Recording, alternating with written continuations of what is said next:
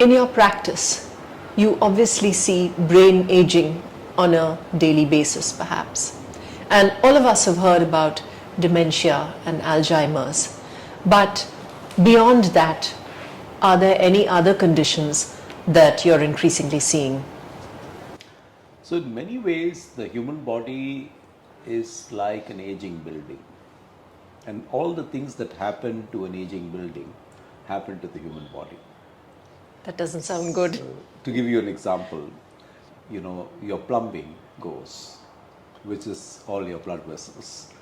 Your electrics go, which is all your nerves and nervous systems. In the same way, things start to degenerate with age for all of us. So that's not unique to anyone. More rapidly for some than others, and in a more accelerated way for some who land up with very significant problems than others. And of course, like every bell curve, there are people at either extreme. There are people who are in their 40s who are getting the kind of symptoms that they shouldn't have got until they were 80 or 90 years old. And there are people who are 80 and 90 who are extremely well preserved and have no symptoms at all. So that's the truth of human aging when it comes to the nervous system. Now, how does that present clinically? When blood supply to the brain is interrupted, you have what you call a stroke. And a stroke is either an infarction, a lack of blood supply to a particular part of the brain leading to cell death and therefore neurological dysfunction because those parts of the brain are no longer working, or indeed a hemorrhage where a blood vessel blows and that then destroys the part of the brain that is immediately around it. Now, in both these instances, you are left with neurological deficits and neurological injury. In some people, that can be repetitive. In some people, rather than one big blowout, a stroke, they have multiple little strokes that lead to problems. And we see that a lot in older folks. They don't even know that they've been having these silent strokes. And those silent strokes are then having cumulative impact over a period of time.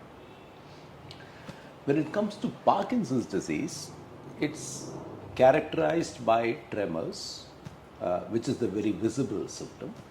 It's characterized by rigidity or stiffness, and it's characterized by bradykinesia or slowness. And this is the triad that people present with. Now, the person with a tremor is very likely to seek early help because the tremor itself is disabling and very visible. But others tend to not seek help until they're quite far gone. And they are the ones who become slow. They assume it's aging, or who become stiff. Or indeed, another common manifestation is people who fall. And falls are an extraordinary common problem in older people, and they are a sign of neurological degeneration. Many other things happen to people as they get older. One is, of course, to do with cognition, memory, and memory and higher brain function. So people have trouble often with recent memory. I don't remember, for example, what I did yesterday or what I had for dinner last night. But I can tell you something that happened 10 years ago, 15 years ago with great detail. And then that progresses. So dementia is a condition where memory, but your higher brain functions, language, arithmetic, vocabulary, judgment, all these things are affected over a period of time in varying degrees. In Alzheimer's, which is a type of dementia, it's a slow progression. And Alzheimer's is because we believe certain brain proteins, amyloid and tau, which also happen to be partly brain waste matter, are getting deposited in the brain. And there is an excess of protein deposition which is resulting to those symptoms. So, in a sense, going back to the house, you have waste accumulation, which is destroying parts of your house. You have plumbing problems, which is also destroying parts of your house, and your electrics are getting short. It's an analogy or a way of thinking about it, that just as a building or a house ages, in the same way the human brain and the human body age. With all this, you also have mental health problems. Depression is extraordinarily common in older people, and one part of our belief system is that the chemical changes that happen in your brain as you age make you vulnerable for depression by themselves. So the chemical systems are aging.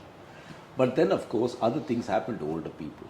Older people often retire, lose their occupational identity, lose economic security, are lonely and far away from loved ones, feel they are living more and more in a VUCA world, volatile, uncertain, and so all that makes them vulnerable too for being depressed. And there is another dimension to being depressed. It's called vascular depression. A poor blood supply in your brain can make you depressed as you get older. So it's multidimensional. So to sum it up, therefore, many things cause the brain to dysfunction as you age, and the dysfunction is seen physically as falls, as slowing down, as stiffness. It's seen cognitively as memory, language impairment, ability to judge things, ability to abstract things, ability to calculate, and so on.